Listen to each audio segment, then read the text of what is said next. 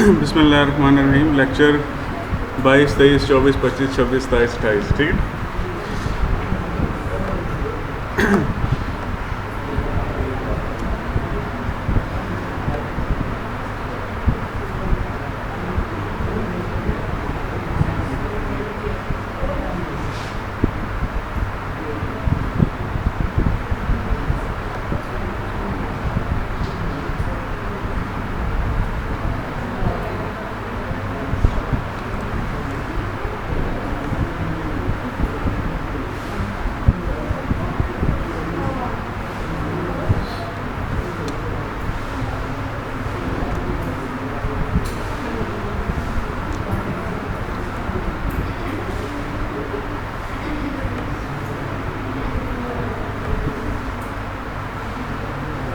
जी, lectures number anonymous. ठीक,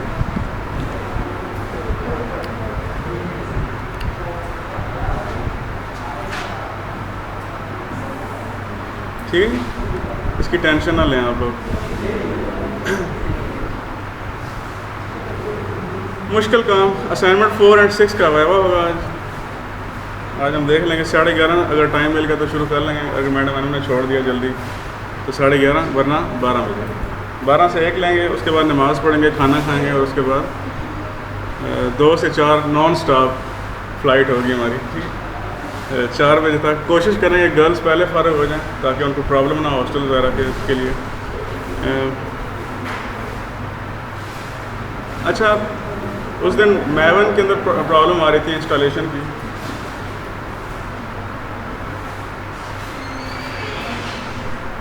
installation की problem आ रही है। आप इन बिल्ड्स को भी यूज़ कर सकते हैं, आंट को, मैवन को, ग्रेडल को, इनमें कोई ज़्यादा फ़र्क नहीं है। अगर किसी के पास मैवन इंस्टॉल नहीं भी है तो उसके पास ग्रेडल ज़रूर होगा।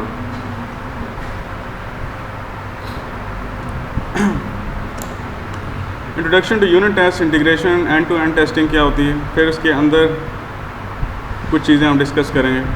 ये एजेंडा इतना कोई अपडेटेड नहीं बनाया, यानी कहने का मकसद ये है कि हम सिर्फ यूनिट टेस्ट के ऊपर ज़्यादा फोकस करेंगे, इंटीग्रेशन टेस्ट के ऊपर ज़्यादा फोकस नहीं करेंगे, क्योंकि इंटीग्रेशन टेस्टिंग के लिए हमें कुछ मज़ीद 1-2 लेक्चर्स चाहिए, जिसकी वजह से हमारे पास टाइम नहीं है।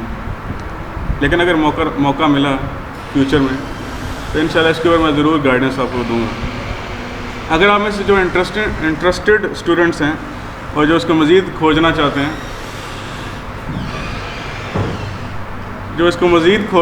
हैं, वो जाके एक किताब पढ़ लें जिसको मैं अभी बता दूंगा।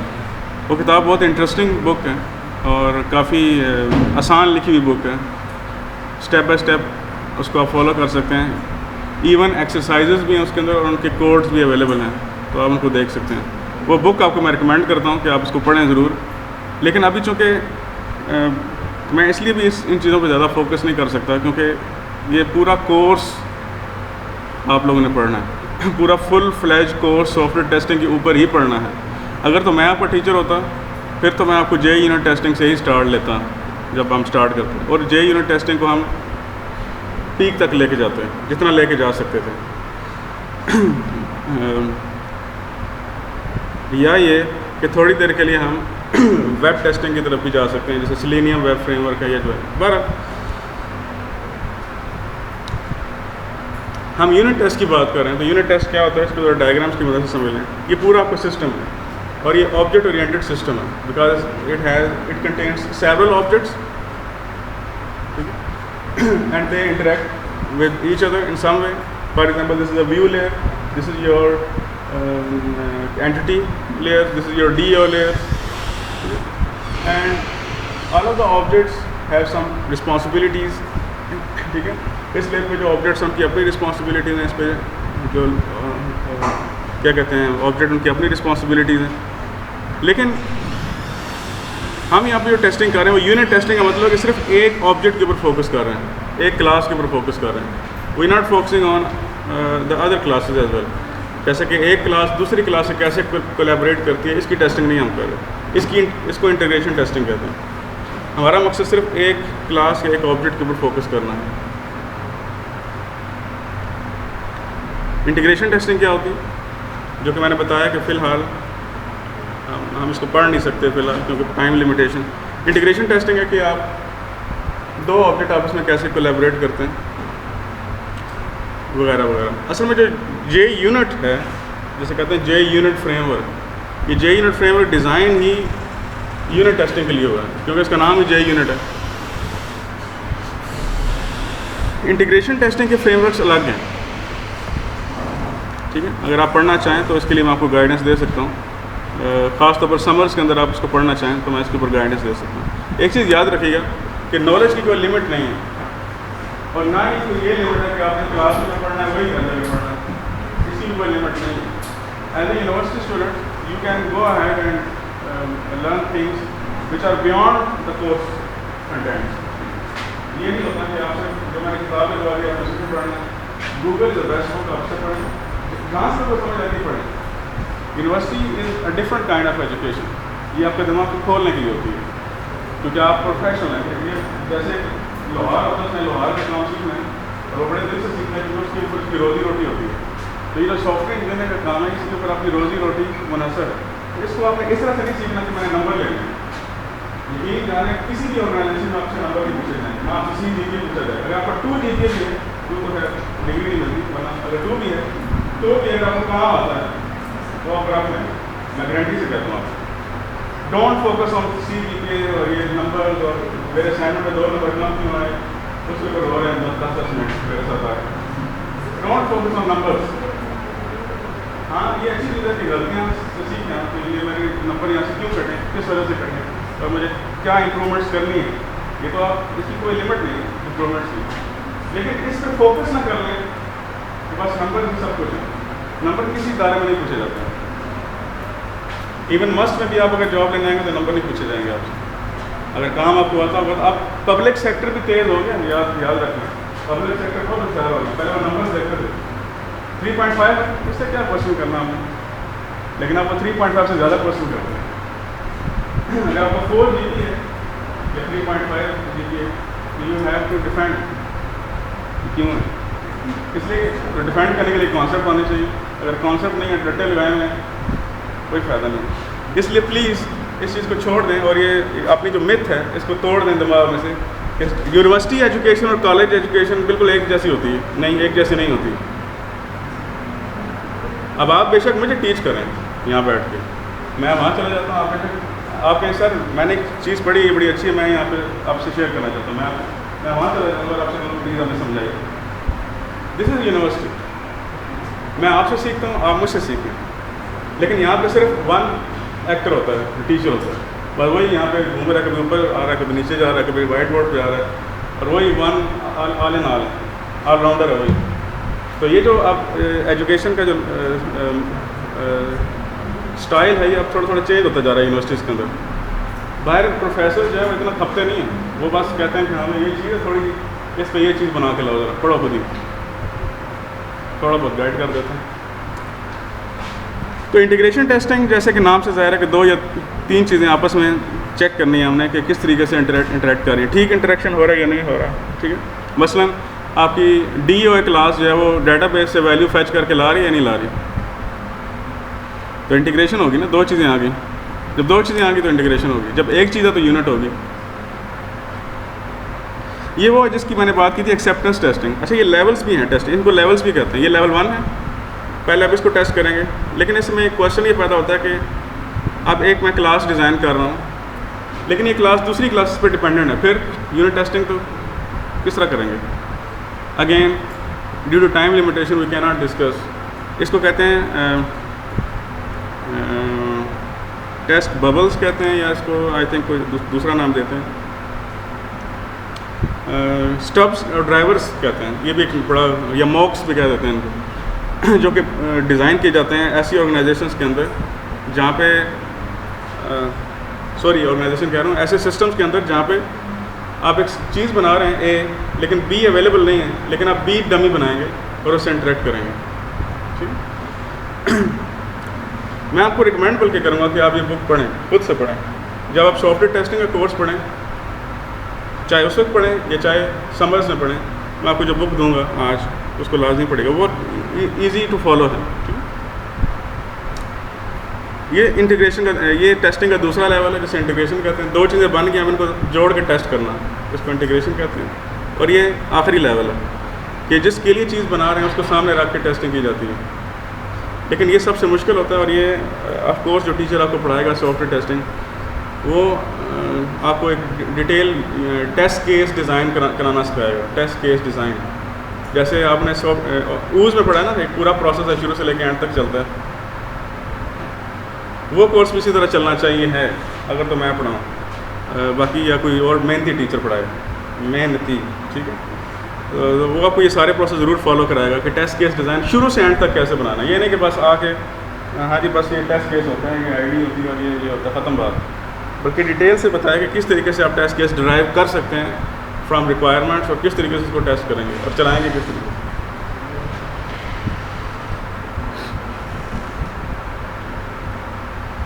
ये इसकी समरी है जिसको आप देख सकते हैं। यूनिट टेस्ट, मैं इसकी एक एक पढ़ लेता हूँ ताकि टाइम हमारे पास कम है। एक पढ़ लेता हूँ। यूनिट टेस्ट, इसकी एग्जांपल क्या है? An object of the class football player should change its status to fired after receiving a second yellow card. इसका मतलब है कि एक क्लास की टेस्टिंग हो रही है। A constructor of the class product should throw an illegal argument exception. एक क्लास की बात हो रही है ना, इसलिए यूनिट है। अब नीचे इंटीग्रेशन में एक एग्जांपल पढ़ते हैं। An invocation of delete account method of the class user service with an argument ID value 1 should result in the removal of account with this ID from the database. ठीक है, यानी कि दो चीज़ें आ गई, एक तो delete account user service class को देखना और एक आपने डेटाबेस भी देखना है। दो चीज़ें आ गई। ठीक है, इस तरह देख लें। When asked for an item with ID 5 for a second time, the item DAO class should not touch the real database but fetch the requested item from the cache instead. ठीक है, ये वही चीज़ें जो मैंने आपको बताई थी, यानी कि आइटम DAO क्या करता है, इन्फॉर्मेशन फैच करके लाता है और एक ऑब्जेक्ट क्रिएट कर देता है। अब सेकंड टाइम अगर आपने वही आईडी मांगी है तो वो ऑब्जेक्ट तो बना ना, आप उससे लेना, वाई नॉट, यानी क्यों आप दोबारा डेटाबेस की तरफ जा रहे हैं? यानी कि आपको पता लगा कि ऑब्जेक्ट क्यों क्रिएट करते हैं, ताकि वो मेमोरी में बन जाए और सेकंड टाइम जब इन्फॉर्मेशन चाहिए तो उसी से लें, ना कि दोबारा मेमोरी में चले जाए, दोबारा डेटाबेस में चले जाएँ। डेटाबेस एक बिल्कुल डिफरेंट चीज़ होती है। ये फर्स्ट कर लें डेटाबेस है और ये मैं हूँ, मैं प्रोग्राम हूँ फर्स्ट कर लें, तो ये बिल्कुल डिफरेंट चीज़ है। जब इससे मैं इंटरेक्ट करूँगा तो परफॉर्मेंस ओवरहेड भी आ जाता है, स्लो है थोड़ा सा ये। तो अगर आप बार बार इससे इंटरेक्ट करेंगे तो ऑफ कोर्स परफॉर्मेंस पे इफेक्ट आएगा, लेकिन अगर इससे इन्फॉर्मेशन लेके अपने पास रख लेंगे तो ऑफ कोर्स परफॉर्मेंस जो है इम्प्रूव होगी। और ये चीज़ आप लोगों को समझ नहीं आ रही और एंड तक नहीं आई, क्योंकि कल तक भी मेरे पास स्टूडेंट आते रहे और ईमेल्स भी करते रहे। हालांकि ये चीज़ मैंने बड़ी डिटेल से क्लास में समझाई थी कि DAO क्लास का मकसद क्या है, DAO डिज़ाइन पैटर्न क्या है, जब डेटाबेस में चीज़ लेके जाते हैं तो क्या करना चाहिए और उससे जब वापस लेते हैं तो क्या करना चाहिए। ये दोनों चीज़ें समझाई थी और मैंने लैब के अंदर ये बार बार चीज़ें रिपीट की थी, लेकिन फिर भी गलती करते हैं आप, I don't know why. End to end user test, ये सबसे मुश्किल टेस्टिंग होती है एंड टू एंड, क्योंकि इसमें सिस्टम बना हुआ है, फ़र्ज़ कर लें पूरा सिस्टम बना हुआ है, इसके अंदर एक उसने लेवल स्किप किया सिस्टम टेस्टिंग का। सिस्टम टेस्टिंग सिर्फ ये होती है कि पूरा सिस्टम बन गया है, उसको डेवलपर खुद टेस्ट कर लेता है कि ये ठीक बना या नहीं बना। इसमें एंड यूज़र नहीं आता, लेकिन एंड टू एंड टेस्ट में एंड यूज़र आता है, जैसे एक्सेप्टेंस टेस्टिंग कहते हैं। अगर आपको पिछला लेक्चर आपने रिवाइज़ किया हो तो आपको ये चीज़ें समझ आ गई होंगी, ऐसा acceptance testing, integration testing, unit testing, ये क्या है। लेकिन आपने पिछला लेक्चर ही नहीं देखा तो फिर थोड़ा सा प्रॉब्लम होगा। इसमें फ़र्ज़ कर लें कि पूरा यूज़ केस जो है, पूरा यूज़ केस आ गया और उसको बैठ के आप टेस्ट करवा रहे हैं। फ़र्ज़ कर लें कि एड्स स्टूडेंट मैनेजमेंट एक मॉड्यूल है, तो उसको बैठ के आप एंड यूज़र से टेस्ट करवाएंगे कि ठीक काम कर रहा है या नहीं। तो ऑफ कोर्स उसमें फिर सब कुछ आता है, इसलिए मुश्किल होता है टेस्ट करना। क्योंकि इंटीग्रेशन टेस्टिंग में हो सकता है कि 2 या 3 क्लासेस हों, या हो सकता है कि एक यूज़ केस हो, एक पूरा यूज़ केस हो सकता है, या 2-3 क्लासेस हों। लेकिन एंड टू एंड के अंदर तो आपको पूरा सिस्टम रेडी होना चाहिए, क्योंकि आपको पता है कि एक यूज़ केस बाद दूसरे यूज़ केस को भी इन्वोक करता है। तो एक पूरी कंप्लीट फंक्शनैलिटी चलने के लिए 2-3 यूज़ केसेस मिल के काम कर रहे होते हैं। ऐसा है या नहीं इन्वोक और एक्सटेंड के केस में? तो इसलिए ये मुश्किल हो जाता है थोड़ा सा कि इसमें आपको टेस्टिंग बहुत, इसका टेस्ट केस डिज़ाइन बहुत बड़ा होगा, फ़र्क ये होगा।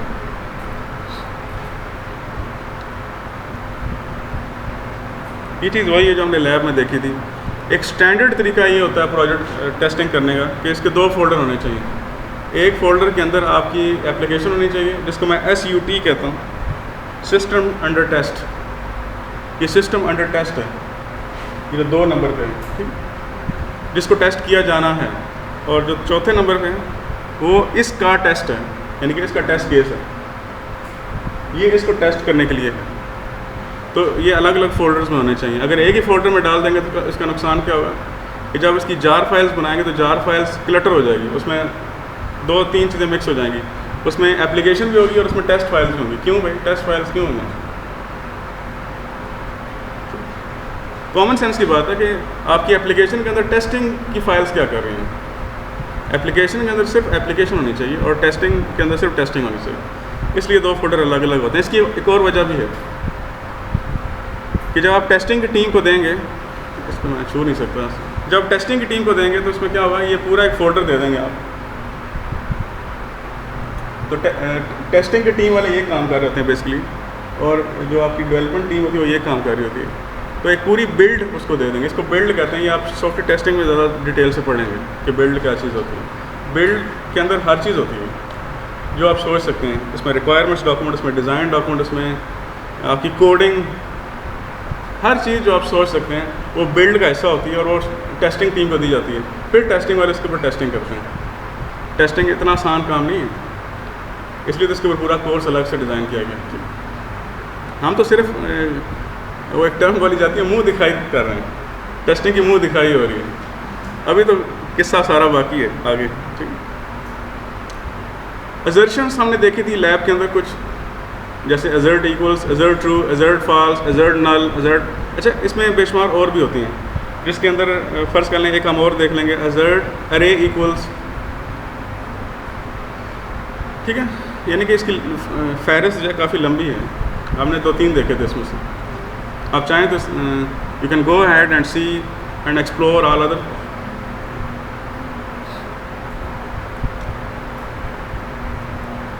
मैं थोड़ी देर के लिए यहाँ से चलता हूँ ज़रा एक्लिप्स की तरफ।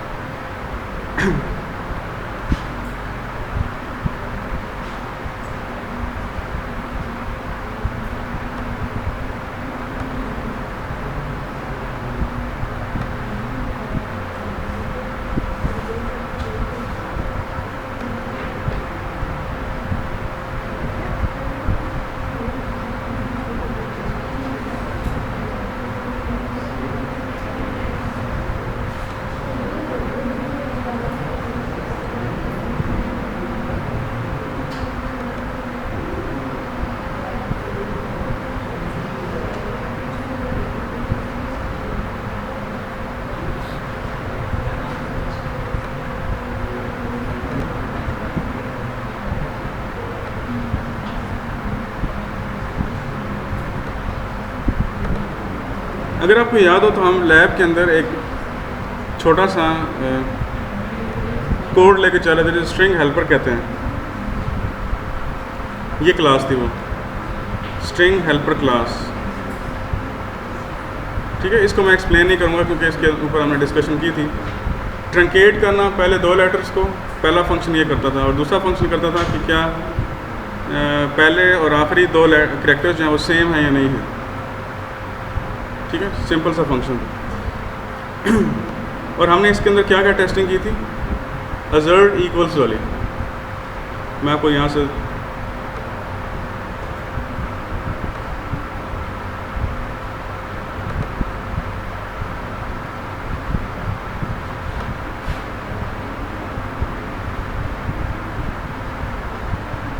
अगर आपको याद हो तो हमने लिखा था टेस्ट मेथड। ये देखें जो टेस्ट मेथड होता है वो @टेस्ट एनोटेशन से स्टार्ट होता है। बाकी आप उसका नाम कुछ भी रख सकते हैं, ठीक है। इसका नाम कुछ भी रख सकते हैं, लेकिन ये स्टार्ट कहाँ से होना चाहिए, @टेस्ट एनोटेशन से, ठीक। असर्ट इक्वल इसका एक फंक्शन था जो कि बिल्ट इन है।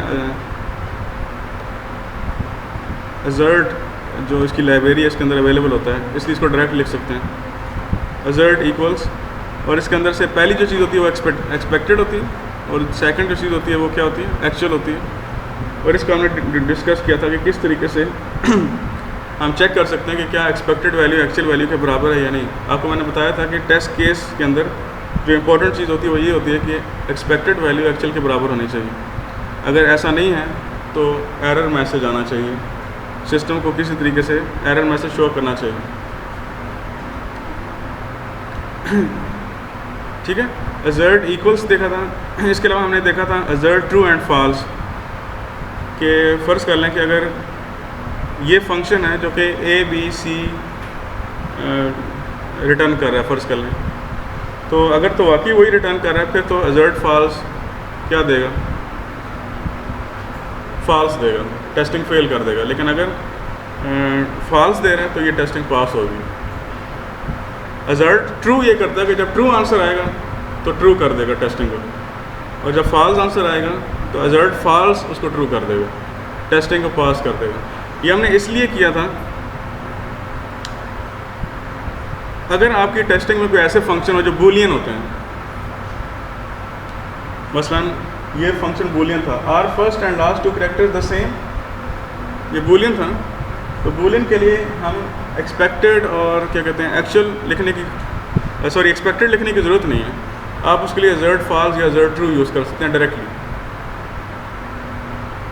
Is it true?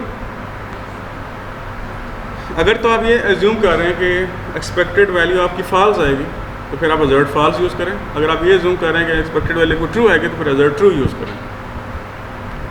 अच्छा, ये जो चीज़, ये जो यहाँ तक ये हमने अभी पिछला लेक्चर थोड़ा सा रिवाइज़ किया है, जिसके अंदर मैंने ये बताया कि एक तो सबसे पहली चीज़ तो ये होनी चाहिए, बल्कि इससे भी पहली चीज़ ये होनी चाहिए कि जिस क्लास को टेस्ट करने लगे आप, सबसे पहले उसका ऑब्जेक्ट क्रिएट किया जाता है। हमने लास्ट टाइम यूँ किया था कि हमने इधर ही न्यू स्ट्रिंग हेल्पर किया था, अगर आपको याद हो, ऐसे ही किया था ना, ऐसा किया था हमने कुछ कि क्लास लेवल के ऊपर आप ऑब्जेक्ट क्रिएट कर लेते हैं या इसके कंस्ट्रक्टर के अंदर आप ऑब्जेक्ट क्रिएट कर लेते हैं, उसको फिर बार बार इस्तेमाल करते रहते हैं। Is it true? लेकिन इससे भी एक एफिशिएंट तरीका है, और वो ये है कि आप at the rate before use कर सकते हैं। ये भी एक एनोटेशन है, टेस्टिंग के अंदर इस्तेमाल करते हैं। एट द रेट बिफोर क्या करेगा, जो भी चीज़ें आपको टेस्टिंग करने से पहले चाहिए हैं, ठीक है, टेस्ट करने से पहले चाहिए, वो ये आप इसमें सेट कर सकते हैं। और सर आपको डेटाबेस से कनेक्टिविटी चाहिए तो आप इसे डेटाबेस कनेक्ट करा सकते हैं, कोई वेरिएबल इनिशियलाइज करा सकते हैं, कुछ भी करा सकते हैं। दूसरे लफ्ज़ों के अंदर किसी भी टेस्ट मेथड की प्री कंडीशंस जितनी भी हैं वो आप यहाँ सेट कर सकते हैं। मसलन ये जो test truncate a in first two positions method था, इसकी प्री कंडीशन ये थी कि हमें स्ट्रिंग हेल्पर का ऑब्जेक्ट क्रिएट करना था, यानी कि SUT system under test create करना था। ऐसी बात है या नहीं? सिस्टम अंडर टेस्ट हमारा स्ट्रिंग हेल्पर है जिसको हम टेस्ट करने लगे, तो इसका ऑब्जेक्ट क्रिएट करना ज़रूरी है, तो वो हमने किया। लेकिन अब मैं आपको नई चीज़ ये बता रहा हूँ कि एट द रेट बिफोर जो है उसके अंदर हम एक SUT क्रिएट कर सकते हैं इस तरीके से, और ये ज़्यादा क्लीन कोड है। ठीक है, क्लीन इसलिए है कि टेस्ट मेथड एग्जीक्यूट करने से पहले सबसे पहले ये एग्जीक्यूट करेगा, उसके बाद टेस्ट मेथड एग्जीक्यूट होगा automatically. You don't need to do anything. आपको ये नहीं करना कि आप बिफोर पहले खुद से कॉल करें और फिर उसके बाद टेस्ट ट्रंकेट कॉल करें, बल्कि अगर मैं इसको राइट माउस क्लिक करूँ इधर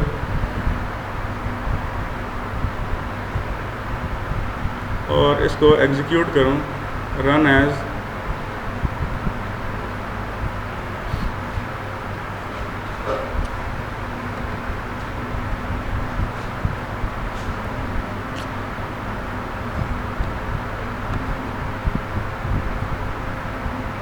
रन एज JUnit टेस्ट, ठीक है।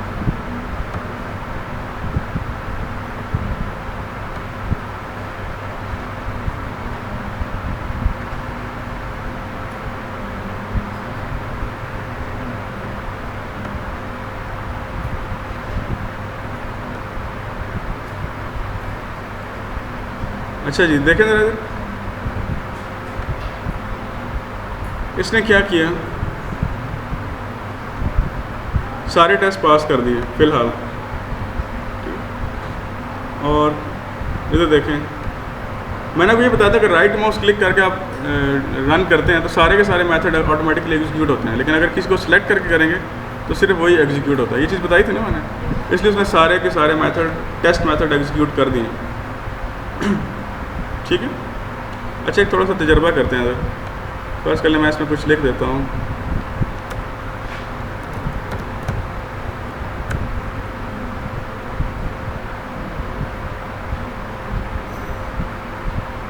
स्लो क्यों हो गया भाई इतना?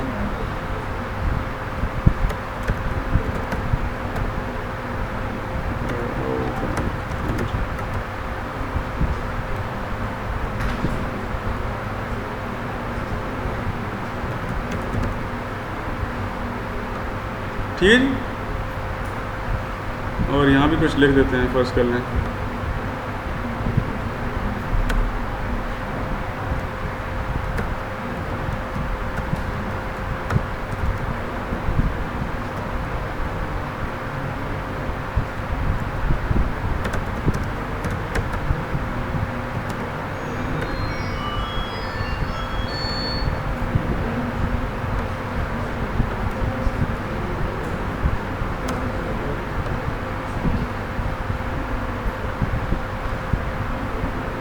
Let's do an experiment and see what happens. ठीक है,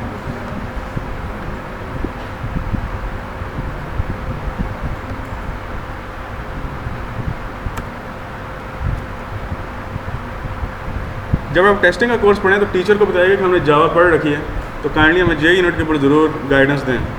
ठीक है, क्योंकि ज़्यादा टीचर ये अज्यूम करते हैं कि आपने जावा नहीं पढ़ी लेकिन आप लोगों की लक ये है, गुड लक ये है कि आप लोगों ने जावा पढ़ रखी है।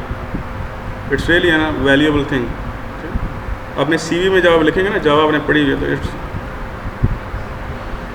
It's mean a lot. ठीक है, अब ज़रा इसको चलाता हूँ मैं। अब हमने तजर्बा किया छोटा सा एक। अच्छा, इससे पहले ठीक है let's try to execute it again, और फिर देखते हैं कि इसकी आउटपुट कैसी आती है।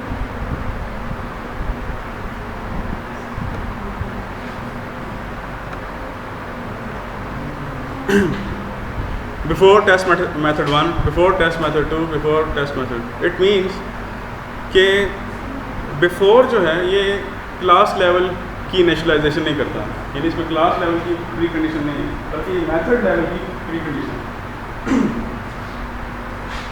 एक मेथड को एग्जीक्यूट होने से पहले जो भी आपको चीज़ें सेट करनी आप कर सकते हैं।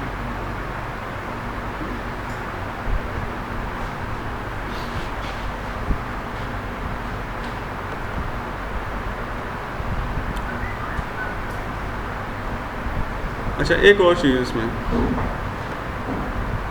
फ़र्ज़ कर लें मैं इधर आया और मैंने कहा @ ठीक है, एंड मैंने लिखा आफ्टर पब्लिक वाइड होना चाहिए। पब्लिक इसकी कोई रिटर्न टाइप नहीं होनी चाहिए। टेस्ट मेथड 5, और मैंने इसमें लिख दिया ऐसे ही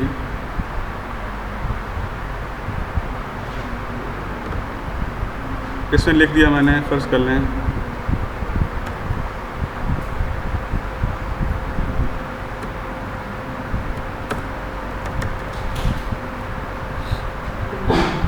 दोबारा से एग्जीक्यूट करते हैं।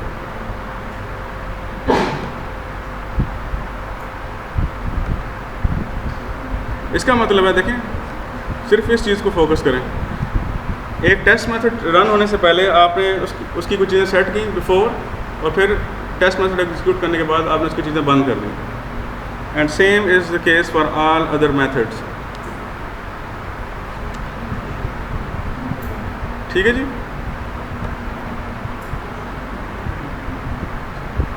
मसलन फ़र्ज़ कर लें कि आपने डेटाबेस से कनेक्टिविटी किया बिफोर के अंदर, डेटाबेस से आपने कनेक्ट किया बिफोर के अंदर, और आफ्टर के अंदर आप डेटाबेस कनेक्टिविटी ख़त्म कर दें। एक चीज़ है, आपने फाइल स्ट्रीम क्रिएट की थी, किसी फाइल को रीड किया बिफोर के अंदर, और आफ्टर के अंदर उस फाइल को क्लोज कर दें। जो फाइल स्ट्रीम आपने ओपन की थी।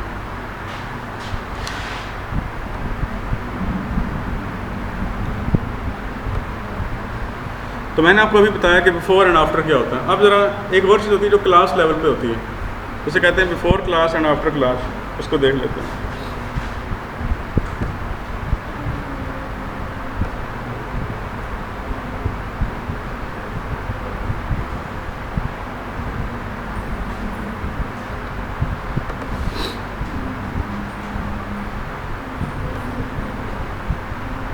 बिफोर क्लास, एक चीज़ याद रखिएगा कि जो बिफोर क्लास होती है, बिफोर क्लास के अंदर एक चीज़ नोट करने वाली है, ये स्टैटिक है। ये मेथड स्टैटिक क्यों है, इसका कौन आंसर देगा? कि बिफोर क्लास का ये मेथड, बिफोर क्लास में सिर्फ ये बता देता हूँ कि एक ऐसा मेथड होता है जो क्लास से पहले चलेगा, उस क्लास से पहले चलेगा।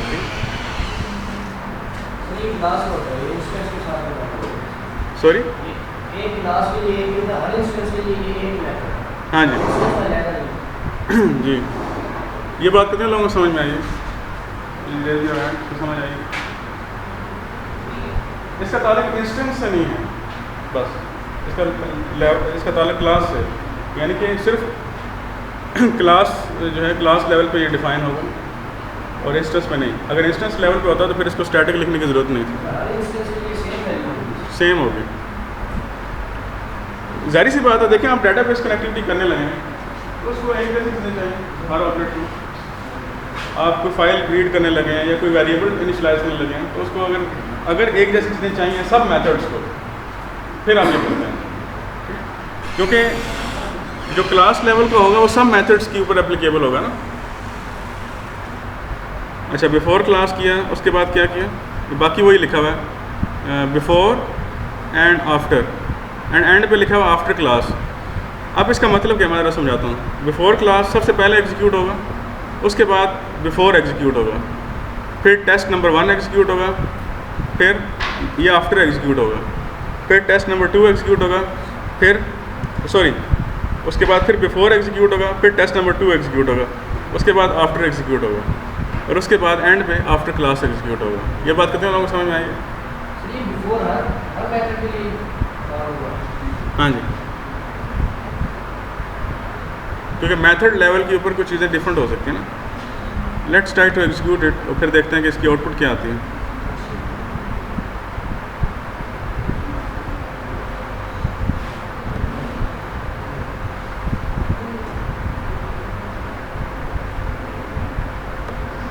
हमारे लिए ये हमारी टेस्टिंग इंपॉर्टेंट नहीं बल्कि ये इंपॉर्टेंट है, समझना इसको। बिफोर क्लास पहले एग्जीक्यूट हुआ, उसके बाद कहीं भी एग्जीक्यूट नहीं हुआ, बाकी सारे क्या हैं? Before test, test 1 executed after test, before test, test 2 executed after test, and then at the last क्या है? After class. मतलब क्या हुआ, इससे पहले क्लास लेवल की चीज़ें इनिशलाइज की, इसके बाद आपने क्लास लेवल की चीज़ें ख़त्म कर दी। इसके अंदर जो है हर टेस्ट मेथड के लिए बिफोर एंड आफ्टर किया, बिफोर एंड आफ्टर किया, बिफोर एंड आफ्टर किया, बशर्ते कि ये मेथड सारे रिलेटेड हों। अगर डिफरेंट होंगे तो फिर आपको ऑफ कोर्स अलग अलग ट्रीट करना पड़ेगा इनको। अगर सब मेथड्स की प्री और पोस्ट कंडीशन तकरीबन मिलती हैं या इनको तकरीबन वही सेम चीज़ें चाहिए तो फिर आप कर सकते हैं, अदरवाइज़ नहीं कर सकते। बहरहाल एक चीज़ तो है, आपको नॉलेज तो मिला कि ये चीज़ इस्तेमाल हो सकती है। अब आप लोगों ने टेस्टिंग किस तरीके से करनी है इसके बारे में मैं आप गाइडेंस देने लगा हूँ आपको, ठीक है? अच्छा, जो कंपेयरिंग अरेज हैं ये भी बड़ा सिंपल सा है, जल्दी से इसको देख लेते हैं, इसमें कोई इतनी ख़ास चीज़ नहीं है।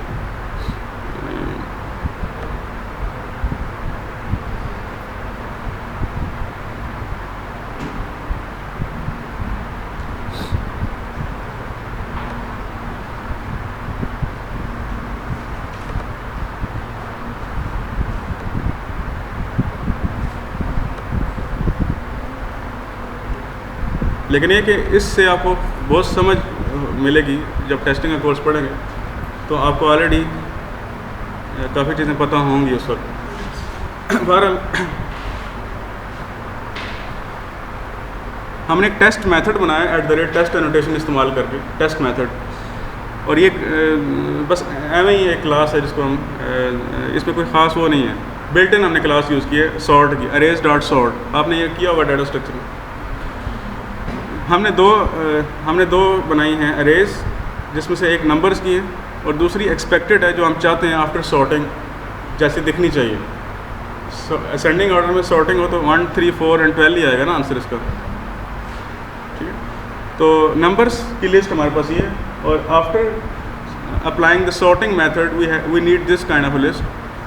तो इसका मतलब है कि अजर्ट अरे इक्वल्स एक होता है जो अरेज को बता देता है कि इक्वल्स हैं या नहीं हैं। बस इतनी सी बात है। दो अरेज या दो कलेक्शंस या कोई भी चीज़ हो, लेकिन यहाँ पे स्पेसिफिकली अरेज के लिए अलग से बनाया गया है। अजर्ट अरे इक्वल्स एक्सपेक्टेड, और नंबर्स को आप देख सकते हैं कि बराबर हैं या नहीं।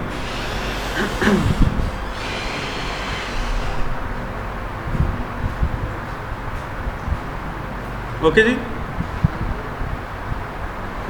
All clear? ये मैंने बता दिया, ठीक है। आगे चलते हैं। एक्सेप्शंस। एक्सेप्शंस क्या होती हैं? आप लोग ट्राई कैच लगा रहे हैं नहीं लगा रहे? एक्सेप्शन हैंडल कर रहे हैं? ठीक है। एक्सेप्शन हैंडल लाजमी कीजिएगा, वरना मैं ऐसी अजीबोगरीब इनपुट दे के चेक करूँगा कि आप लोगों ने उसको हैंडल किया या नहीं। अगर एरर आया तो उसके नंबर कट जाएंगे फिर, ठीक।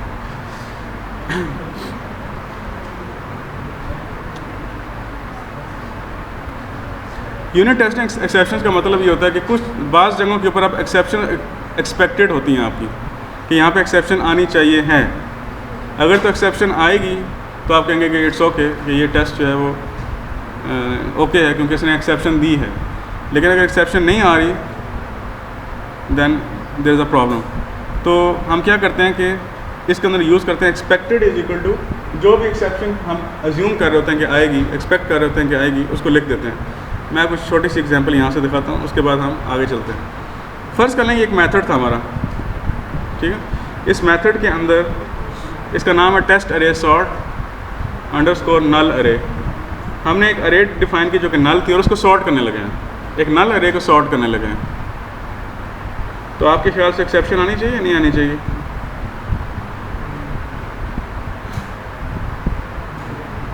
आनी चाहिए ना एक्सेप्शन। ये टेस्ट पास होगा फेल होगा? Let's try to execute only this method.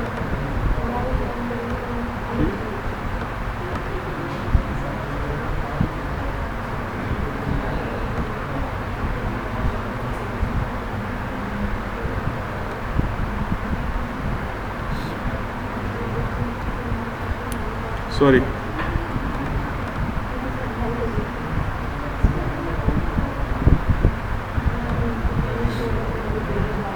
क्यों पास हुआ? इसमें तो एक्सेप्शन आई है, पास क्यों हो गया? पास इसलिए हुआ क्योंकि हम एक्सपेक्ट यही कर रहे थे, हमारी एक्सपेक्टेशन मीट हो गई हैं। लेकिन इसको कैच करने का तरीका बदल गया है। पहले हम अगर ट्राई कैच पे लिखेंगे तो ये पास हो जाएगा। पास क्यों होगा? क्योंकि कोई कुछ हुआ ही नहीं। मसलन अगर मैं इसको खाली कर दूं, इस पूरी चीज़ को अगर मैं खाली कर दूं तो ये टेस्ट पास होगा फेल, और इसको भी छोड़ दूं अगर तो ये टेस्ट पास होगा। आपको पता है एक खाली टेस्ट पास हो जाता है क्योंकि उसमें कुछ हुआ ही नहीं, ना पास ना फेल। तो उसको क्या करना था? लेकिन अगर मैं यहाँ पे ये हटा के सिर्फ ट्राई कैच के अंदर इसको कर दूँ, लेट्स ट्राई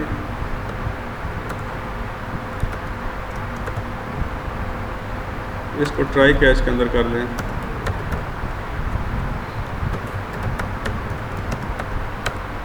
एक्सेप्शन ई,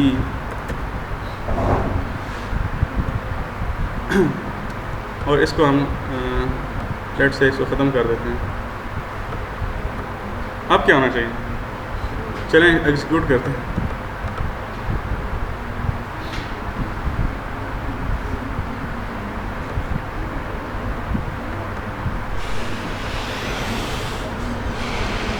पास। क्यों? ये कुछ हुआ ही नहीं। क्यों नहीं कुछ हुआ? क्योंकि इसने एक्सेप्शन थ्रो की, इस कोड ने एक्सेप्शन थ्रो की ना, इसने कैच कर ली और ख़त्म हो गया किस्सा वहीं पे। इसको पता ही नहीं चला, इससे चीज़ें हाइड हो गई। क्योंकि एक्सेप्शन हैंडलिंग एक डिफरेंट चीज़ है। ये अलग से वर्क कर रही होती है और ये चीज़ें लेके खुद ही साइड पे जाके खुद हैंडल करती है। ऐसे ही है कि नहीं? क्योंकि अब ये एक्सेप्शन क्लास है, ये डिफरेंट है। तो ये क्या करती है, इसने सारी चीज़ें ली और साइड पे चली गई और इसको बताया नहीं। इसने कहा मुझे लगता है कि सारा कुछ ओके है, इसने टेस्ट पास कर दिया। लेकिन अगर आपने एक्सेप्शन खुद से एक्सेप्ट करनी हो, यानी कि एक्सपेक्ट करनी हो कि एक्सेप्शन आएगी और इसी तरह की आनी चाहिए कि जब नल एरे को हम सॉर्ट करें तो एक्सेप्शन आनी चाहिए, तो फिर इसका तरीका ये नहीं होना चाहिए, बल्कि इसका तरीका ये होना चाहिए कि जो पहले किया था, ठीक है, ये तरीका इसका होना चाहिए कि आप यहाँ एक्सपेक्ट करें जो चीज़ एक्सपेक्ट कराना चाह रहे हैं और उसका लिखें expected is equal to this. ये इसी तरह लिखना है, इसको चेंज नहीं करना। ये सिंटेक्स है, ठीक है। एक्सपेक्टेड इज इक्वल टू आगे जो भी एक्सेप्शन आप एक्सपेक्ट कर रहे हैं, खाली नल पॉइंटर एक्सेप्शन नहीं, कुछ भी फाइल नॉट फाउंड या कुछ भी, ठीक है, सारी की सारी एक्सेप्शन चलेंगी यहाँ पर। ये सारी की सारी कैच होंगी और आपका टेस्टिंग वाला मेथड कैच करेगा और आपको बताएगा कि ये टेस्ट पास है या फेल है। All clear? आगे चलें।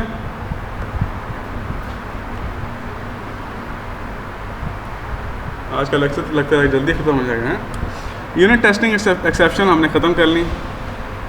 अब आती है वो बारी पैरामीटराइज यूनिट टेस्ट, जो कि आप लोगों ने इसके ऊपर ज़्यादा फोकस करना है और जिसको मैं चेक करूँगा आपके प्रोजेक्ट्स के अंदर। आपने क्या करना है, सिर्फ मुझे सैम्पल के तौर पर, मैं आपको पूरी प्रोजेक्ट की टेस्टिंग नहीं कर रहा क्योंकि मैंने ये पहले नहीं बताया था, अच्छा एक चीज़ रहेगी इसकी अब नहीं कहूँगा। लेकिन जब आप प्रोजेक्ट कर लें तो उसके ऊपर सिर्फ जितने लोग हैं हर बंदा एक यूज़ केस पकड़ है और उसके ऊपर मुझे सैम्पल के तौर पर 3-4 टेस्ट दिखा दे कि मैंने किए हैं, बस मैं ओके कर दूँगा, ठीक है। इसका पर्पस सिर्फ ये है कि आपको पता होना चाहिए कि थोड़ी बहुत यूनिट टेस्टिंग का इस्तेमाल आना चाहिए आपको। इसका पर्पस ये, इसलिए जब आप कोडिंग करें तो बहुत बेहतर होगा कि कोडिंग इस तरीके से करें कि आप मैवन या ये ग्रेडल शेडल और आर्ट के अंदर ही करें। जो फोल्डर बना होता है ना जावा का, उसके अंदर कोडिंग करते रहें और बाद में फिर दूसरे फोल्डर के अंदर, वैसे तो आप बाद में भी ऐड कर सकते हैं फाइल्स, मसला नहीं है, लेकिन बेहतर ये कि उसी में कोडिंग करें ताकि उसी के साथ आप टेस्ट फाइल्स भी बना सकें। तो पैरामीटराइज्ड यूनिट टेस्ट क्या होता है, ये बड़ी ज़बरदस्त और एफिशिएंट चीज़ है जिसके बारे में हम डिस्कस करते हैं, ठीक है।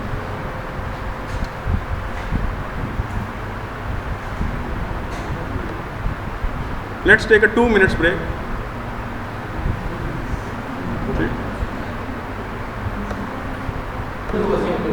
बिस्मिल्लाहिर्रहमानिर्रहीम।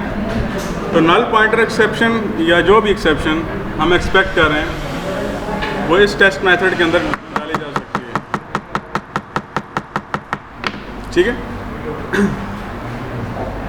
लेट्स मूव ऑन और पैरामीटराइज्ड जे यूनिट टेस्ट की तरफ चलते हैं। इसको ज़रा डिटेल से डिस्कस करते हैं, ठीक है।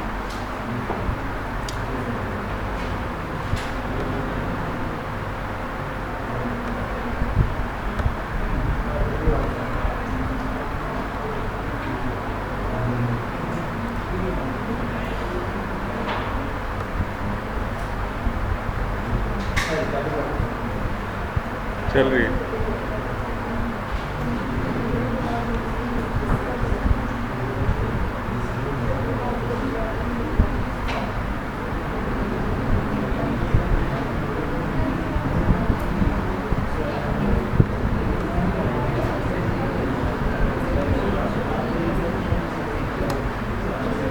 फर्स्ट वाले हमारे पास एक क्लास है,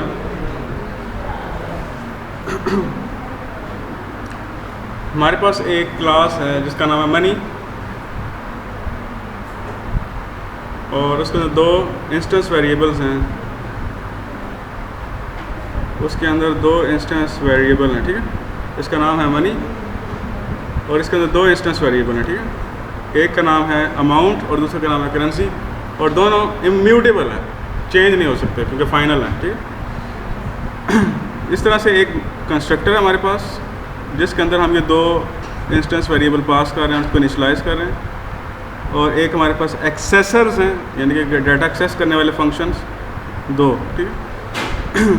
और इसके अलावा हमारे पास इक्वल्स का फंक्शन है जो थोड़ा सा कॉम्प्लिकेटेड लग रहा है, लेकिन खैर छोड़ें, इसे क्या इसे डिस्कस करना, आप खुद इसको देख लीजिएगा। If an object instance of the money than we need to convert this object into the money and then we need to check whether these 2 objects are equal or not, और अगर equal हैं तो true, अगर equal नहीं है तो false, ठीक है। छोटा सा मेथड, छोटी सी क्लास है, ठीक है। इसको कहते हैं सिस्टम अंडर टेस्ट। आपकी जितने भी चीज़ें इस फोल्डर में होंगी, इस वाले फोल्डर में या इस जगह पे, उसको हम कहते हैं SUT, सिस्टम अंडर टेस्ट। और इस जगह पे सारी की सारी चीज़ें टेस्टिंग से रिलेटेड होंगी। अगर आपकी एप्लीकेशन का नाम है मनी, तो टेस्टिंग की फाइल का नाम होगा मनी टेस्ट। खैर, एक सिंपलेस्ट JEE यूनिट टेस्ट आप कैसे क्रिएट करेंगे इस प्रॉब्लम के लिए? अगर आपने इसका कंस्ट्रक्टर टेस्ट करना है, कंस्ट्रक्टर भी टेस्ट किया जा सकता है, ठीक है। कंस्ट्रक्टर कैसे टेस्ट किया जा सकता है, बस मैंने देखें ज़रा इसको। ये टेस्ट मेथड हमारा, क्योंकि इससे पहले टेस्ट लिखा हुआ है, इसलिए हमारे कान खड़े हो गए, ये टेस्ट मेथड है, और हम सीधे इधर चले गए। और हमने देखा कि इसका नाम क्या है, constructor should set amount and currency, that's okay. कोई भी नाम हो सकता है, इससे पहले टेस्ट लिखना ज़रूरी नहीं होता, ठीक है। ये मैंने थोड़ा सा गलत बता दिया था लास्ट लेक्चर में, इससे पहले टेस्ट लिखना ज़रूरी नहीं होता। लेकिन कन्वेंशन ये होती है कि टेस्ट लिखें, ये कन्वेंशन होती है, सिंटेक्स नहीं होता, ठीक है। लेकिन रिकमेंडेड ये होता है कि टेस्ट लिखें और उसके बाद कोई भी चीज़ लिखें। इसके अंदर हमने एक कंस्ट्रक्टर कॉल किया, am I true? Constructor call करने कहते हैं ना इसको, ये जो मैंने चीज़ हाईलाइट की है। तो कंस्ट्रक्टर कॉल हुआ और हम एक्सपेक्ट ये कर रहे हैं कि 10 और USD सेट होना चाहिए। अच्छा, इसको फिर टेस्ट करने की क्या ज़रूरत है? ये तो नज़र आ रहा है कि 10 और USD सेट हो गया। Why need to test the constructor ना? इसकी वजह ये होती है कि जो प्रोग्रामर होता है उससे वो गलती से ये भी तो कर सकता है कि करेंसी इज इक्वल टू 5, ऊपर वो 10 भेज रहा हो लेकिन अंदर खुद से 5 सेट कर रहा हो। समझ में बात? इसलिए टेस्ट करना ज़रूरी होता है, क्योंकि ऐसी गलती तो नहीं होगी कि 10 सेट किया तो 10 सेट हो गया या नहीं, USD सेट किया तो USD सेट हो गया या नहीं, ये भी टेस्टिंग करनी होती है। इसके लिए आप क्या यूज़ करते हैं, assert equals, और आपने भेजा 10 बिकॉज 10 वाज एक्सपेक्टेड। ये पहली चीज़ एक्सपेक्टेड थी ना, तो आपने पहली चीज़ एक्सपेक्टेड भेजी, और दूसरी चीज़ आपने एक्चुअल भेजी जो कि आपने जो अभी अभी ऑब्जेक्ट क्रिएट किया है उससे गेट की है, ताकि ये कंफर्म हो जाए कि जो अभी अभी ऑब्जेक्ट क्रिएट किया गया है उसमें करेंसी की वैल्यू 10 ही है, और जो आपने एक्सपेक्ट कर रहे हैं वो भी 10 ही है, तो दोनों बराबर हो गई। तो इसमें इट मीन्स कि टेस्ट पास हुआ। लेकिन मसला ये नहीं है यहाँ पे, मसला ये है कि पैरामीटराइज जो टेस्ट है, अब एक चीज़ याद रखिएगा, आपको मैंने शायद ये पहले भी चीज़ बताई हो जब मैं आपको टेस्टिंग शुरू में इंट्रोडक्शन दिया था टेस्टिंग का, कि एक टेस्ट केस बनता है।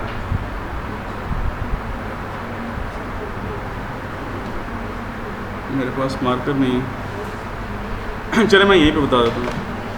वो टेस्ट केस की शक्ल कुछ यूँ होती है, ये देखें ज़रा, एक टेबल सा बनता है, यूँ करके टेबल बनता है,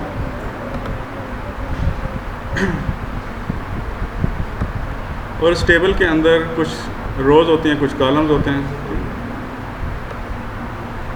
इसका जो असल सिंटेक्स है वो जो आपको टीचर जब पढ़ाएगा ना ये कोर्स, तो आपको बहुत डिटेल में बताएगा कि इसका सिंटेक्स क्या यूज़ करना चाहिए, IEEE और इन चीज़ों की भी बात करेगा। लेकिन फ़िलहाल जो मैं आपको ये चीज़ बता रहा हूँ कि सिंपल सा यहाँ पे एक ID होगी, एक सिंपल सा देसी तरीका बता रहा हूँ कि ID यहाँ लिखते हैं, यहाँ पे लिखते हैं उन फील्ड्स का नाम जिसको टेस्ट करने लगे हैं। मसलन हम टेस्ट कर रहे हैं करेंसी को और उसकी वैल्यू को, करेंसी, ठीक है, और इसमें फ़र्ज़ कर ले कुछ और चीज़ें भी हैं, तो हम यहाँ पे लिखते हैं एक्सपेक्टेड क्या है,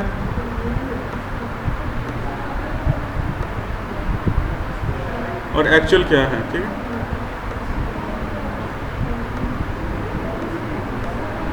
और यहाँ पे लिखते हैं स्टेटस। ये बहुत ही समझ लें कि ABC बता रहा हूँ आपको, अभी इतनी आसान नहीं होती ये चीज़ें, ये बहुत आपको खोजनी पड़ती हैं तब जाके मिलती हैं। अब ये मैंने आपको बताया कि अभी जो इस तरह करके टेबल होता है, इसकी IDs यहाँ लिखी होती हैं, और यहाँ पे लिखा होगा करेंसी की वैल्यू क्या है, जो कि आप हाँ यहाँ पे सॉरी ये यहाँ पे लिखा होगा टेस्ट डेटा का मतलब क्या है कि यहाँ पे मसलन लिखा होगा कि आपने 10 देना है, 20 देना है, 30 देना है, और उसके अगेंस्ट फिर यहाँ पे चीज़ें लिखी होंगी, ठीक है, कि फिर एक्सपेक्टेड क्या आना चाहिए और एक्चुअल क्या आना चाहिए। अच्छा, ये टेस्ट डेटा जो होता है ये डिज़ाइन करना पड़ता है। टेस्ट डेटा, ये टेस्ट डेटा क्या होगा, मेरे पास अब मार्कर नहीं है, ना मतलब नाम उसका कैसा होना चाहिए ये आप डिज़ाइन करेंगे, सैम्पल इनपुट डिज़ाइन करेंगे। जैसे सैम्पल इनपुट भी कह सकते हैं, उसका नाम कैसा होना चाहिए, एज कैसी होनी चाहिए, उसकी क्या कहते हैं, उसका वेट कितना होना चाहिए, ये डाटा है ना सारा। इस डाटा का आप सैम्पल डिज़ाइन करते हैं और आप कहते हैं कि मैंने ये सैम्पल देना है सिस्टम को और चेक करूँगा कि सिस्टम कैसा रिस्पॉन्ड करता है। एक तो ये चीज़ है। दूसरी चीज़, आप इनवैलिड सैम्पल डाटा भी डिज़ाइन करते हैं। इसको कहते हैं equivalence class testing. Equivalence class testing का मतलब है कि दो तरह की क्लासेस बनाते हैं हम, एक वैलिड एक इनवैलिड, और दोनों को टेस्ट करते हैं, SUT के ऊपर टेस्ट करते हैं, सिस्टम अंडर टेस्ट। तो अब पता ये चला, मालूम ये हुआ अभी अभी कि टेस्ट डेटा इतना सिंपल नहीं होता, बल्कि वो बहुत ज़्यादा होता है। यानी कि एक टेबल होता है पूरा और इसमें बहुत हो सकता है कि 50 वैल्यूज़ हों। तो क्या 50 वैल्यूज़ के लिए आप ये हर दफ़ा ये करेंगे कि ऑब्जेक्ट क्रिएट किया, टेस्ट किया, ऑब्जेक्ट क्रिएट किया, टेस्ट किया, ऑब्जेक्ट क्रिएट किया, टेस्ट किया, ऑब्जेक्ट क्रिएट किया, टेस्ट किया? It's a very awkward method to do that. The one efficient method that I'm going to teach you is parameterized test.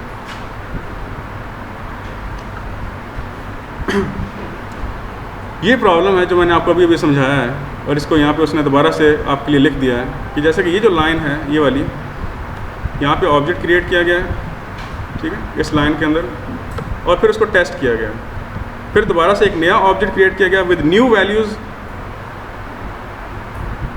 और फिर दोबारा से इसको टेस्ट किया गया। अगर मज़ीद डाटा होगा, और यकीनन होता है, कम से कम 10-15 वैल्यूज़ तो होती हैं वैलिड और 10-15 इनवैलिड वैल्यूज़ होती हैं, ये तो लाजमी होती हैं। तो क्या आप यही काम करते रहेंगे फिर बैठ के कि आप ऑब्जेक्ट बनाया और फिर उसके बाद टेस्ट किया, ऑब्जेक्ट बनाया, टेस्ट किया, ऑब्जेक्ट बनाया, टेस्ट किया, आपका टेस्ट मेथड बहुत लंबा हो जाएगा। एक एफिशिएंट तरीका ये होता है कि आप एक डाटा प्रोवाइडर मेथड बनाएं, उस डाटा प्रोवाइडर मेथड के अंदर डाटा डाल के रख दें सारा। You understand what I mean? Data provider method आपको डाटा प्रोवाइड करेगा स्टेप बाय स्टेप, और आप उसको स्टेप बाय स्टेप अपने टेस्ट मेथड के अंदर यूज़ करेंगे और चलाएंगे। ये इतना असूल समझ आ गया कि नहीं आया? टेस्ट प्रोवाइडर, मतलब अरसलान टेस्ट प्रोवाइडर है मेरा, टेस्ट प्रोवाइडर डाटा प्रोवाइडर है, ठीक है, और मुझे डाटा चाहिए। मैंने इसको नाम बता के रखे, मैं पूरी क्लास के, मुझे पूरी क्लास के नाम बताओ, ये 1 बाय 1 बताता जा रहा है और मैं इसको टेस्ट करता जा रहा हूँ। यहाँ मेरी ज़िंदगी आसान होगी ना, बजाय कि मैं पहले 50 ऑब्जेक्ट बनाऊँ और उसको टेस्ट करूँ अलग अलग। ये बिल्कुल उसी तरीके से है जैसे आप प्रिपेयर स्टेटमेंट करते हैं SQL के अंदर। प्रिपेयर स्टेटमेंट यूज़ किया था ना आपने, किया था या नहीं किया था?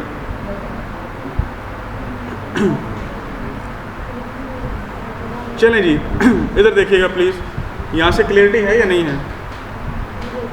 नज़र आ रहा क्लियरली?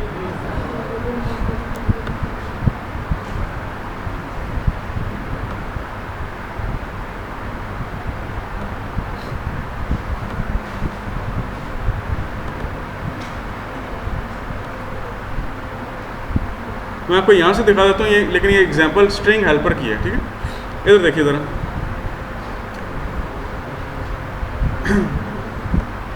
सबसे पहला स्टेप ये है कि आपको ये लिखना पड़ता है, बस ये इसी तरह से लिखना पड़ता है जैसे है। इसके लिए रट्टा मारने की कोई ज़रूरत नहीं है, ना ही मैं ये पूछूंगा, क्योंकि रट्टे वाली चीज़ें मैं पूछता नहीं। अगर मैंने पूछ ली तो मैं दे दूंगा कि ये चीज़ किस लिए यूज़ होती है, ज़्यादा ये कर सकता हूँ, वैसे वो भी नहीं करूँगा। Run with parameterized dot class, ये आपने लिखना है। इसका मतलब कि आप पैरामीटराइज्ड टेस्टिंग करने लगें, और इसके लिए आपको ये एक क्लास लेवल के ऊपर एक चीज़ चाहिए। Please note that it has been defined at the class level. देखें, पब्लिक क्लास से पहले इसको लिखा गया है, इट मीन्स कि क्लास लेवल के ऊपर होगी। समझ गए यहाँ तक? नीचे आए, नीचे आपने वही काम किया, आपने एक स्ट्रिंग हेल्पर का ऑब्जेक्ट बनाया, आपने 2 इंस्टेंस वेरिएबल बनाए, एक का नाम आपने रख दिया इनपुट और एक का नाम हमने रख दिया एक्सपेक्टेड आउटपुट।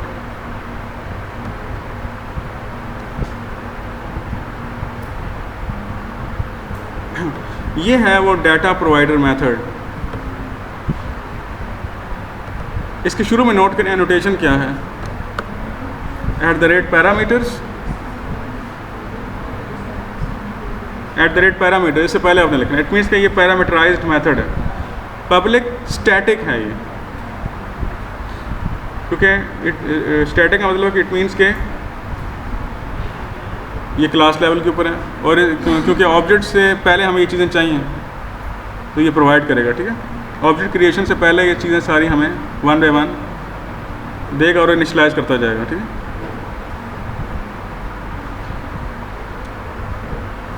अच्छा, यहाँ पे इसने लिखा है कलेक्शन, लेकिन यहाँ पे ऑब्जेक्ट भी हो सकता है, इसको ऑब्जेक्ट भी लिख सकते हैं, एन अरे ऑफ ऑब्जेक्ट, ठीक है। मतलब यहाँ पे देखें ज़रा, ऑब्जेक्ट की अरे हम यूँ भी बना सकते हैं इसकी जगह मैं सिंपल यूँ भी कर सकता हूँ,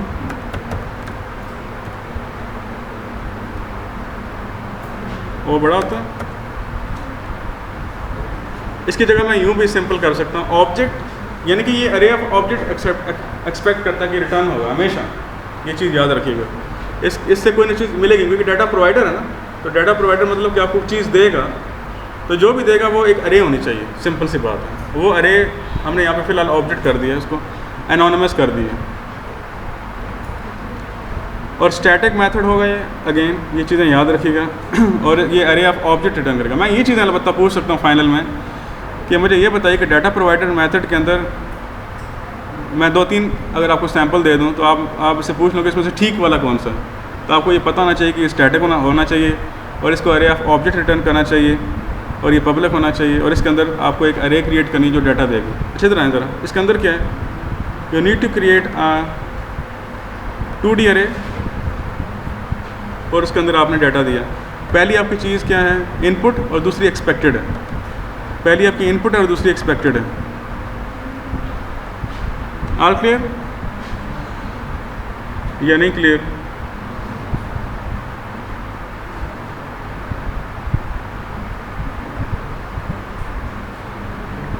यहाँ पर इसने एक एरर दिया है, इस एरर को हम यूँ कर सकते हैं, ठीक।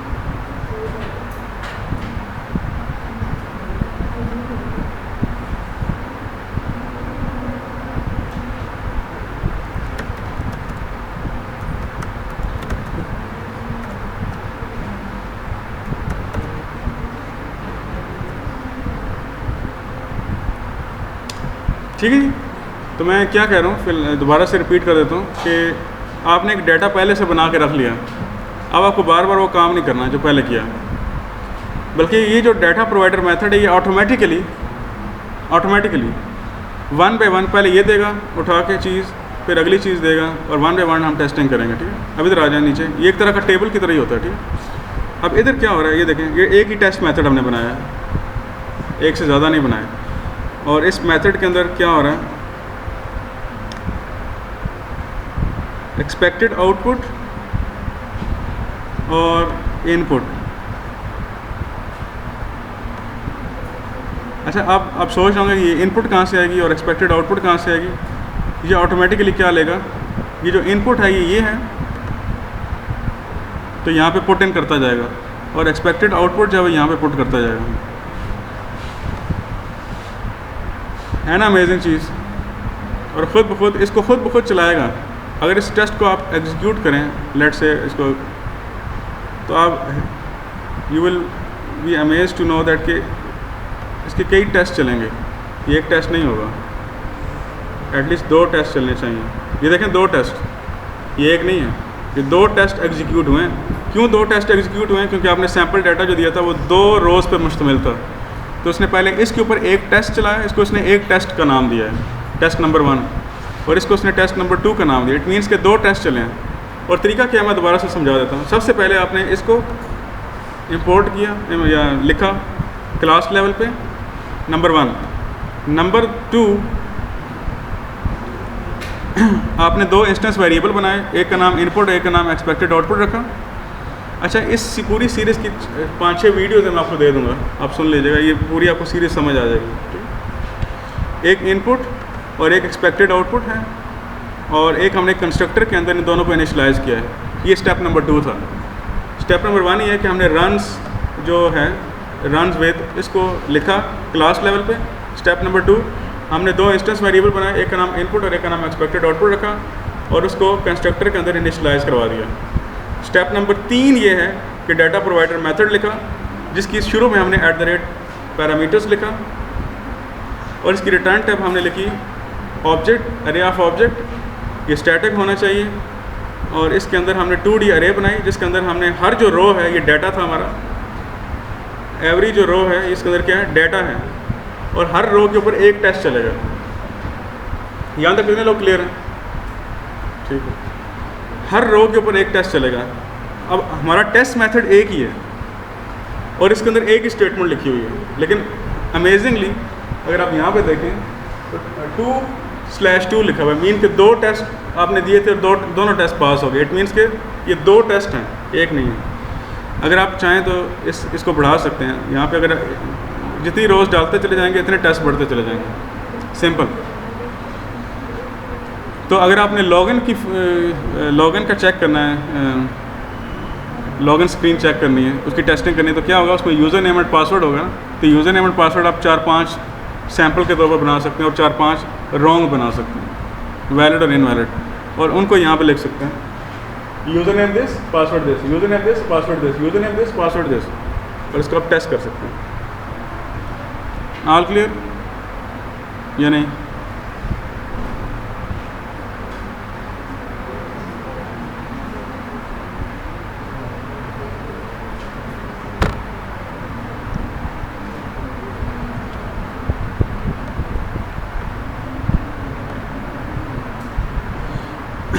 हम देखते हैं कि इसने क्या किया।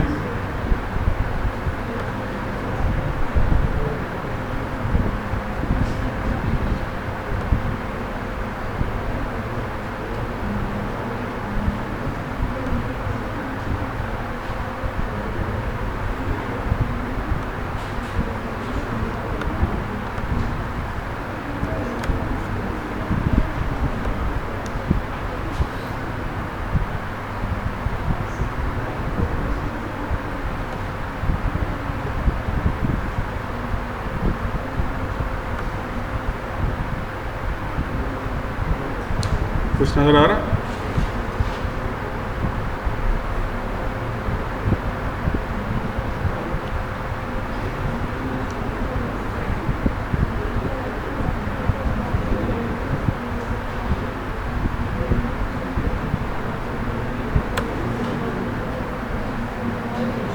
क्यों जी, नज़र आ रहा कुछ?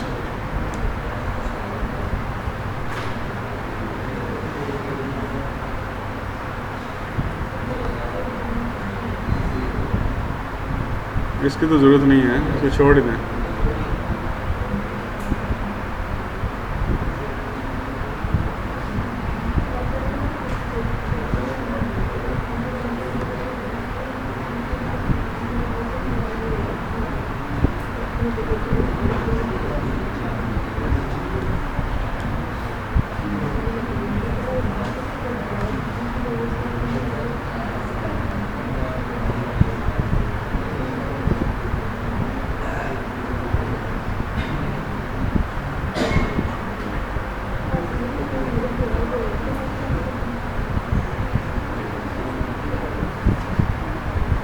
इसको ख़त्म कैसे करते हैं, पता है किसी को?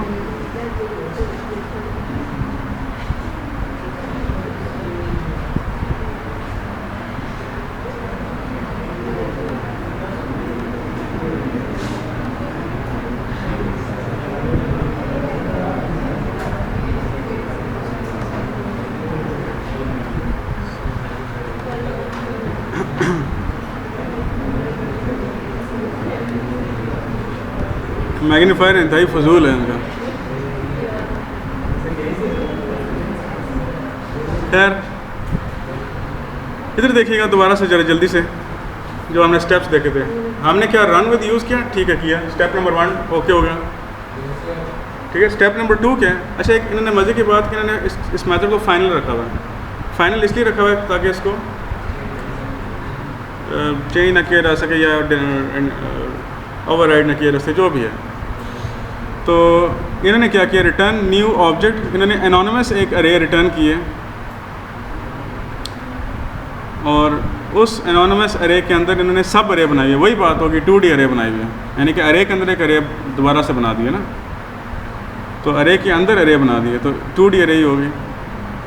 ठीक है, तो आप सिंपल तरीके से जो आपको तरीका आता है 2D अरे बनाने का वही इस्तेमाल कीजिए। ठीक है, टेंशन की बात नहीं है।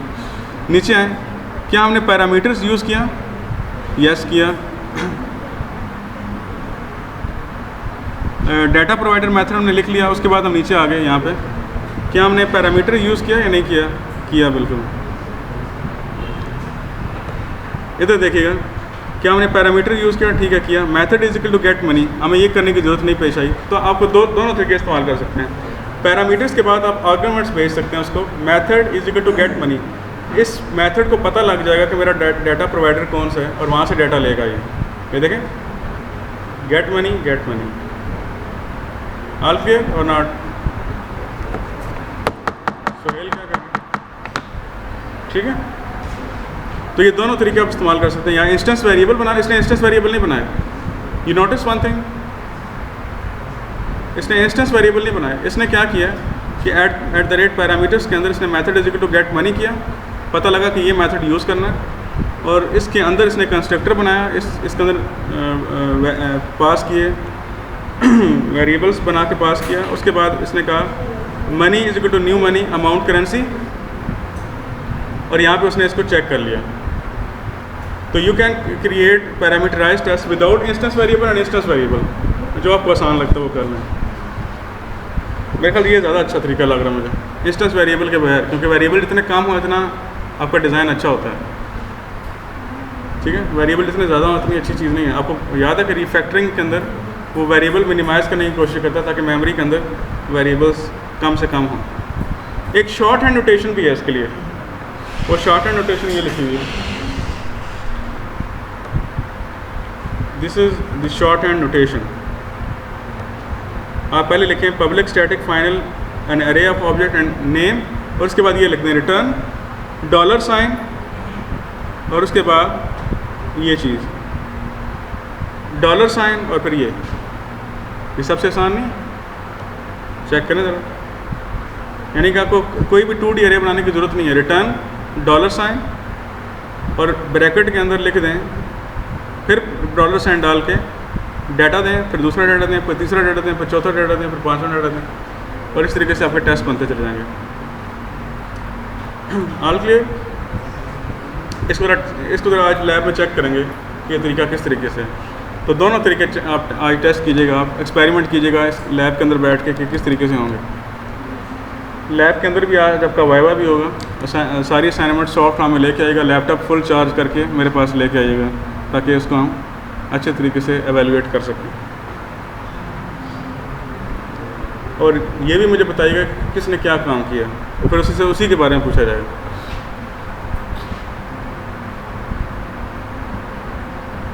इसके बारे में आपको मैं ऑलरेडी बता चुका हूँ कि एक्सपेक्टेड एक्सप्रेशन कैसे चेक करते हैं। आप मज़ीद इसके बारे में पढ़ सकते हैं if you want to read it.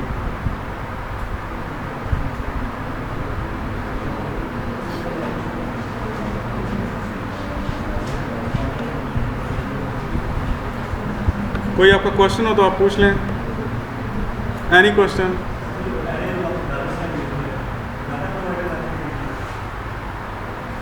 इधर से जी, आप बताएं।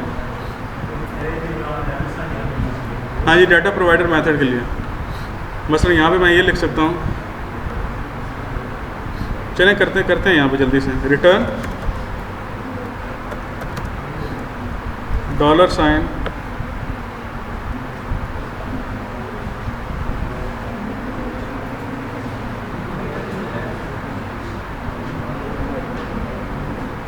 डॉलर साइन, ठीक है, कॉमा डॉलर साइन, ये तरीका इस्तेमाल होता है। इसके अंदर आप लिखें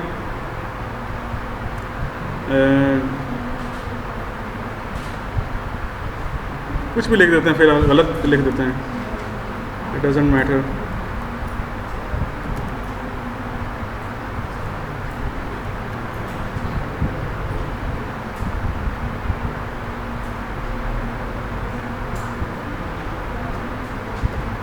इस तरह से करके आप बनाते हैं, ठीक है।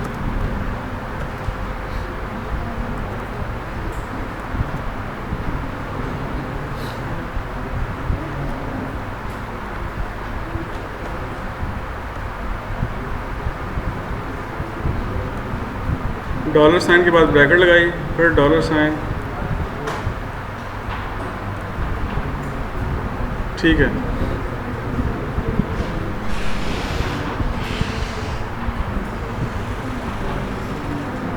अब यहाँ पे आपको ये बताना पड़ेगा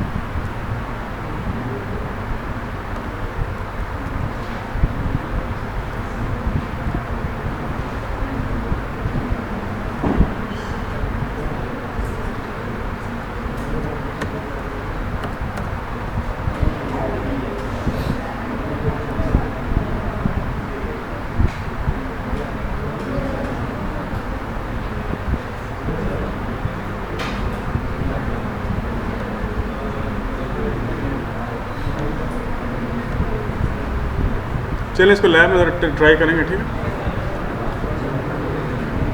ये वाई इट्स थ्रोइंग,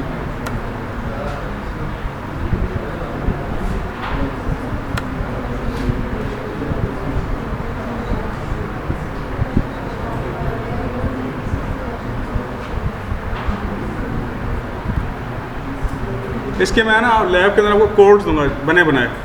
आपने कोड्स को पहले एग्जीक्यूट करना है, फिर उसके बाद मैं आपको एक्सरसाइजेस दूंगा। बने बनाए कोड पहले आप चेक करेंगे कैसे चल रहे हैं, उसको डीबग करके देखिए कैसे चल रहे हैं। उसके बाद आपको मैं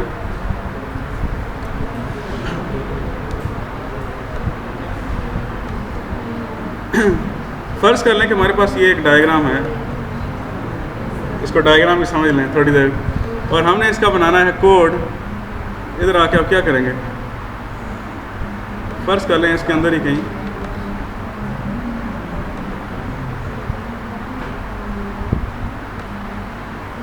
ये प्रॉब्लम मैं दूंगा, लाजमी याद रखिएगा। आप बनाएं क्लास, सॉरी एक क्लास ए होगी,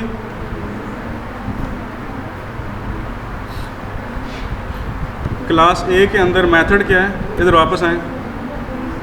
क्लास ए के कौन से मेथड हैं यहाँ, डी, बस आपने लिखा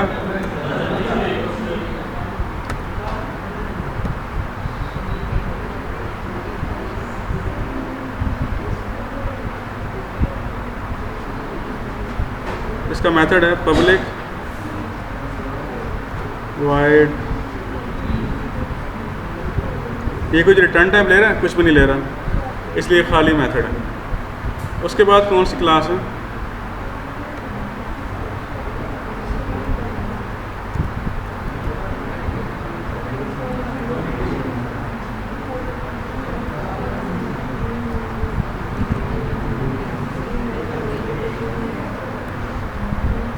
क्लास बी के कौन से मेथड्स हैं,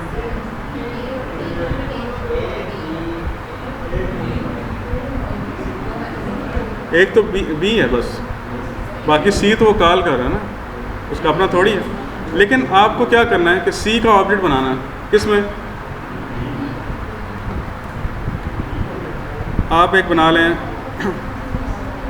सी का ऑब्जेक्ट पहले, C1 is equal to new C,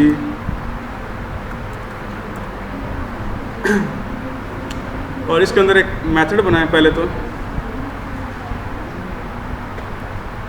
public, ये इतनी आसान नहीं दूंगा डायग्राम में ये, लेकिन आपको समझ अब आगे करना क्या है। पब्लिक वाइड क्या होगा, इसका नाम बता दें, बी।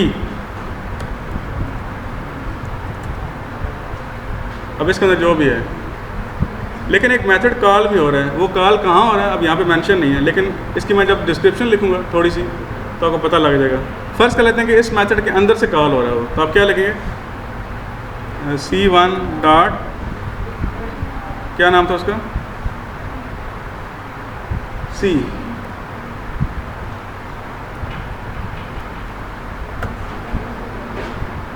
अब चूँकि C ऑब्जेक्ट नहीं है तो इसलिए यहाँ पे एरर आ रहा है, तो यहाँ पे हम बना लेते हैं। अब मैं क्लास C, ओके, और इसके अंदर पब्लिक वाइड होगा C। तो ये छोटा सा कोड स्केलेटन आप नहीं बना सकते, लेकिन चूँकि मैं आपको जो सीक्वेंस डायग्राम दूंगा वो इतनी भी सिंपल नहीं होगी जितनी आपको नजर आ रही है।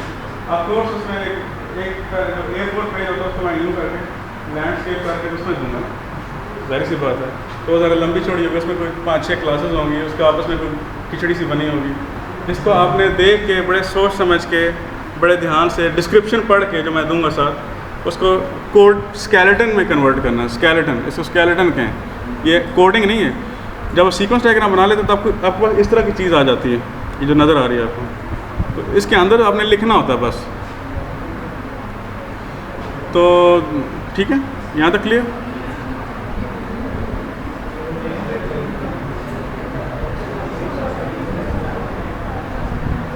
इसके अलावा कुछ क्वेश्चन?